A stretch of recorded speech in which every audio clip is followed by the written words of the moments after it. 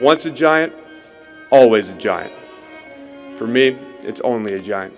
What's up YouTube, Diggy546. Definitely hit that subscribe button if you're new. Like the video if you like the video. And I won't tell if you click that bell. But let's go ahead and get into this.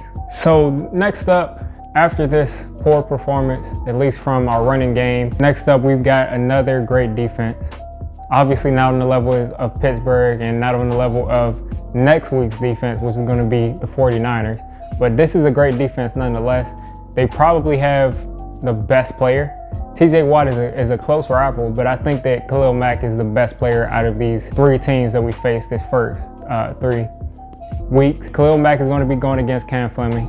That's obviously going to be an issue. But if we're able to deal with that at all, I think that this is a winnable game. Now, every game is pretty much winnable, but if we're able to, deal with Khalil Mack at all, if we're able to get the ground game, I mean, if every team does what they did last week, I expect Daniel Jones to have a big year throwing the ball, because eventually they're going to just open it up and start throwing, because they're sending 9 people every play to stop Saquon. All in all, the Bears have a serious defense. They got Roquan Smith. I'm still mad that year they took Danny Trevathan. I was so sure that year that the Giants would sign him. And then right after that, they drafted Leonard Floyd, who I wanted on the Giants, but he's not even on the Bears anymore. I think that he's still a pretty good player, and I would have taken him over Eli Apple because he's not on our team. So when you look at the Bears offense, they've got Mitch Trubisky, who's starting at quarterback. Pretty much both of these quarterbacks I think are comparable. Nick Foles is a little bit more safe. Mitch Trubisky is going to take more risk. At the end of the day, him taking more risk is more dangerous for us, because if we don't capitalize and we don't turn him over, then he's going to be making plays. Now, he threw a lot of errant passes last week, a couple of days ago actually, but he threw a lot of errant passes, a couple almost interceptions, and the Lions couldn't capitalize, and you saw what happened in the fourth quarter. 8 for 10, 100 plus yards and 3 touchdowns. Now that is something serious for someone who they constantly make fun of and compare to Mahomes and Watson. 8 for 10, 100 plus yards and 3 touchdowns in the fourth quarter. That means we have to actually watch out for this dude. Now, do I think he'll do something like that in the fourth quarter again? No, I don't. But as far as the whole game goes, he can make plays. He does have weapons. He has Anthony Miller. He has Allen Robinson. So these weapons are to be accounted for. Jimmy Graham got a touchdown, and you know how the Giants do against tight ends. We actually did pretty good against Eric Ebron last week, but other than that, you know how we historically do against these guys. We have to cover Jimmy Graham. We absolutely, every time we play them, this is the number one thing. Of course, stop the run. And then second, stop Tariq Cohen. Tariq Cohen, I think, had like 15 or 16 catches against us one year, and he pretty much won the game for him. We cannot let that happen again.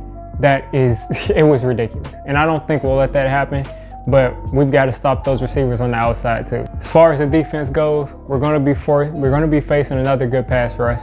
Last week, surprisingly, Daniel Jones got hit a couple of times, but it was when they were sending 6, 7 guys. It wasn't really whenever they sent 4 or 3, because in past years, people were probably like, why are you bragging about a 3-man rush? In past years, teams would send 2, 3-man rushes, and they would get through our 6-man block. They would get through a 6-man protection. I was surprised to see that we blocked 4 pretty well. We gave Daniel Jones time, and he was able to deliver with clean pockets. So what's the game plan? Obviously, run Saquon Barkley. Give him the football.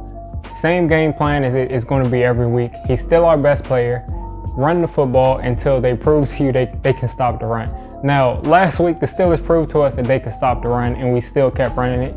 Now, at that point, you got to get rid of it. You've got to change something up. New game, new team, run the ball until they prove that they can stop you. And if they can, let it loose. I mean, I'm comfortable. We had a ferocious pass rush last week, and we held up well.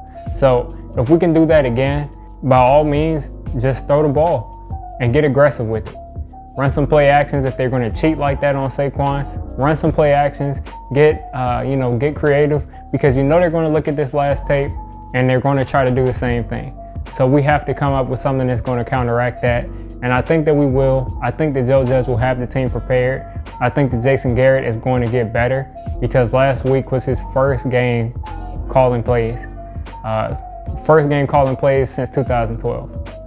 So I think the guys will be ready. I think Patrick Graham is going to put together another scheme. And I think for Mitch Trubisky, I think he'll turn the ball over a couple times because he was supposed to last week and they didn't take advantage. But I think that we'll take advantage and we'll get our first couple of turnovers. This is only going to be my first video previewing the Bears. I'll get more in depth as the week goes along. If you made it this deep into the video, go ahead and hit that subscribe button. And until next time, it's Diggy546. I'm out.